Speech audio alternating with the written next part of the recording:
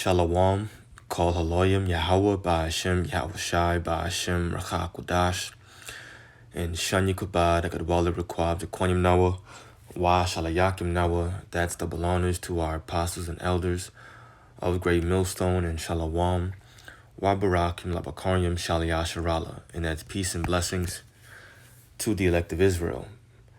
I want to start here in the book of Ecclesiasticus, or Sirach 34, verse 14. It says, "Whoso feareth the Lord shall not fear nor be afraid, for he is his hope."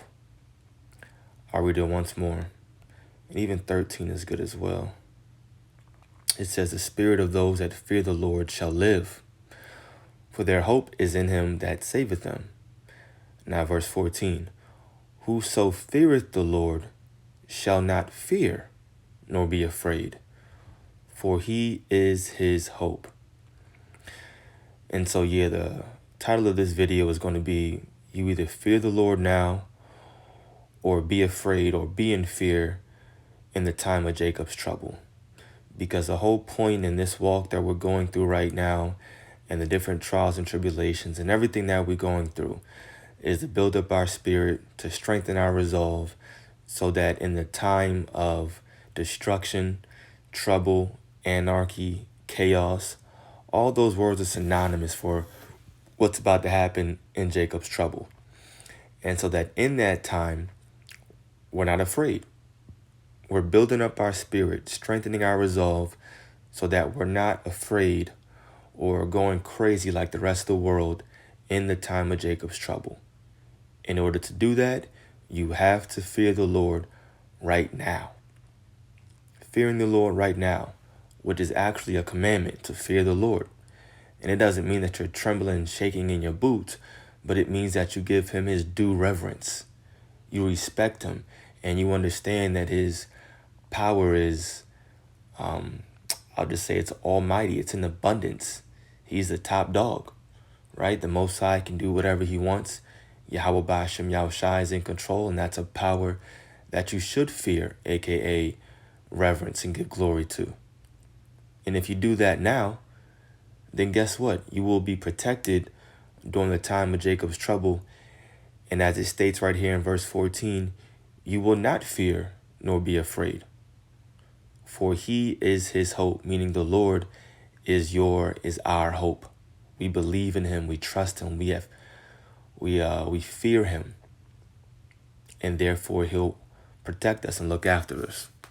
So fear now or be in fear during Jacob's trouble. This is Proverbs 3 verse 25.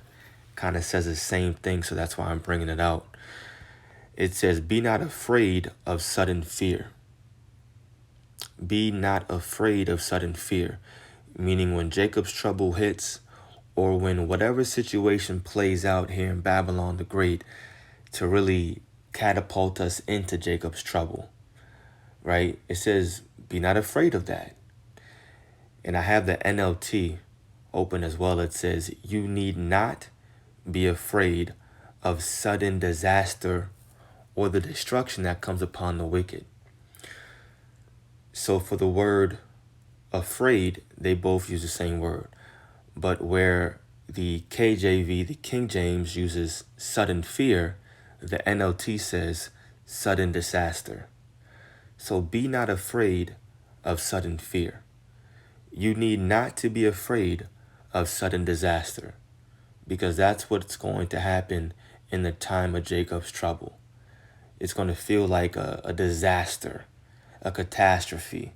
Something crazy just happened, and now all of a sudden, boom. It could be anything, right? And then all of a sudden, boom, lights are out, famine of the word, no electricity, no more Wi-Fi, no internet, no making no calls, nothing. It's just straight up anarchy. And that's what the King James says is fear. Be not afraid of that destruction, of sudden fear. It says neither, in the King James, of the desolation of the wicked when it cometh. For the Lord shall be thy confidence. Why? Because you fear him. Because you put your trust in him. That's why he'll be your confidence. And that starts right now. And fear has to be built up. You just don't all of a sudden, well, shit, you could. You could just one day just start fearing the Lord if something happens crazy in your life, some catastrophic event. But the main point is that the doors of mercy will close. So you got to fear him now and give him his reverence right now. It says, for the Lord shall be thy confidence and shall keep thy foot from being taken. Verse 26 in the NLT says, for the Lord is your security. He will keep your foot from being caught in a trap, meaning he's going to uphold you. He's going to keep you upright. He's going to make sure that you're walking confidently in these end days. You see, while the rest of the world is going to be worried about where their next meal is going to come from, we fear the Lord and we put our trust in him. So he'll make sure that our foot isn't being caught up in a trap. He's going to direct our paths, tell us where to walk. The angels are going to be guiding us, watching over us. So we're not going to be in utter confusion like the rest of the world, not worried about where our next meal is coming from, not worried about where we're going to lay our head at night. We're just going to move in the spirit. And guess what? It's the same thing that we're doing right now. It's no different. It's no different. It's just going to be a different situation. It's going to seem in the flesh more dire because it's going to be a time of anarchy. But just because the situation changes doesn't mean that you change your habits. You know right now to trust the Lord, to fear him, and have faith in him. You have to keep that same habit and those same thoughts and actions in the time of Jacob's trouble. Okay, let me continue to fear the Lord. Let me continue to trust him and put my faith in him. Nothing changes just because the situation and your surroundings change. You got to keep doing the same thing. That's why we're going through this practice period right now, I'll say. This is just training right now. It's training camp. It's practice. Game day will come. But right now, it's just our weekly practice, our weekly training, 2 days, whatever, all for that big day, that big game, that big test. Right? So this is the book of jumping back. Sirach, I went 2. And I'm going to start reading at verse... Nah, it wasn't 2. What was it?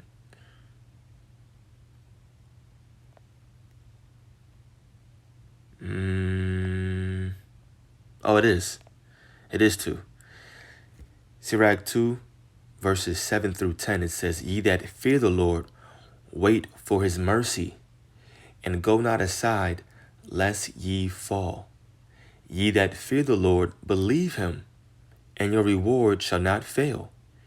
Ye that fear the Lord, hope for good, and for everlasting joy and mercy. So fearing the Lord comes with a lot of benefits. Fearing the Lord means that he's going to have mercy on you, and you have to remember that. Fearing the Lord means that a reward is coming, and it says it shall not fail, meaning you're going to get it. A positive reward is coming for your belief, for your obedience. And because you fear the Lord, it says hope for good and for everlasting joy and mercy, meaning peace is coming, rest is coming, all because you believe and you fear the Lord. An abundance of benefits is going to come into your life and grace, all because you fear the Lord, meaning it's going to be the opposite for those that don't. And they're going to get a big taste of that in Jacob's trouble real soon. But they will fear. It's going to be too late, though. They're going to be scared out their minds real soon. Sirach 10 and now 15 through 17 says, they that fear the Lord will not disobey his word, Right, because you know what he can do to you. And they that love him will keep his ways. They that fear the Lord will seek that which is well pleasing unto him. And they that love him shall be filled with the law. They that fear the Lord will prepare their hearts, meaning you will prepare your minds, build up your spirits, strengthen your resolve. That's what that means. Verse 17 again. They that fear the Lord will prepare their hearts, your minds, and humble their souls in his sight. So you either fear the Lord now or be in fear during the time of Jacob's trouble.